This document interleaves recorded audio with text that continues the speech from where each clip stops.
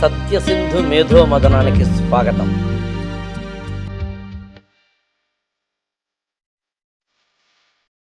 సత్యసింధూజ గారితో ఉన్నాం.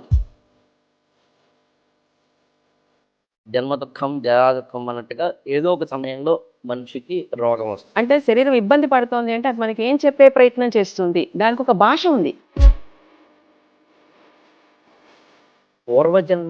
పూర్వజన్మలో చేసిన పాపాలకి ఈ జన్మలో రోగాన్ని అనుభవించడానికి సంబంధం ఉందంటారా? శరీరానికి కర్మ అంటుంది కానీ సోల్ కి కర్మ లేదండి. ఏదైనా సరే కనెక్ట్ అయితే వచ్చే రిజల్ట్ ఈజ్ సంథింగ్ డిఫరెంట్ అండి. మన బ్రెయిన్ తగ్గుతోంది కాస్త పెంచుకోరా అని పెంచుకునేందుకు తగిన ఆహార పదార్థాల వైపు వెళ్ళమని. విటమిన్ ఏ కనుక తక్కువ ఉంటే క్యారెట్ ఎక్కువ తినమని చెప్తారు. తోటకూర తినాలందండి, గోంగూర తినాలంది అన్నాడంటే అర్థం ఏంటంటే లోపల ఏ విటమిన్ డెఫిషియన్సీ లేకపోతే కనుక ఐరన్ డెఫిషియన్సీ ఇంకోటి ఉందని అర్థం. నిజంగా ఏంటంటే మనం బతుకుతున్నాం కానీ జీవించట్లేదు. అవును అవును. సో బతకడానికి జీవించడానికి చాలా వ్యత్యాసం ఉందండి. యాన్షియంట్ హీలింగ్ సిస్టమ్స్, చిత్తయోగ శాస్త్రం లాంటి వాటిలో వ్యక్తిని చూడగానే చెప్తారు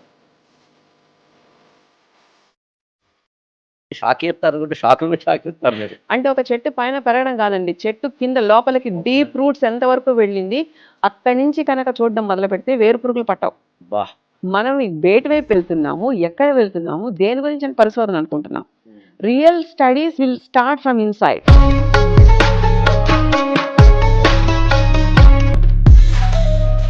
సిద్ధశాస్త్రం స్పష్టంగా ఏం చెప్తుంది దీని గురించి? సిద్ధశాస్త్రం అనేది ఒక అద్భుతమైన ప్రయోగం అండి. మనసు ఉంది కానీ దానికి శరీరం లేదు, శరీరం ఉంది దానికి ఆలోచించేంత శక్తి లేదు.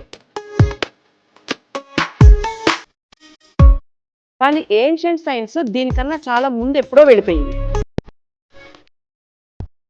To be frank, to have a clear statement that ఇంకా science is at the learning stage. అసలు అద్భుతం అండి. అసలు కార్ల్ యూంగ్ ఇచ్చిన పురుషమూర్తి, స్త్రీమూర్తి అంటే పురుషుడిలో స్త్రీత్వము, స్త్రీలో పురుషత్వము రెండింటిని అర్థం చేసుకున్న ప్రాచీన భారతీయ సనాతన ఋషులు అందించిందే అర్ధనారీశ్వర తత్వం.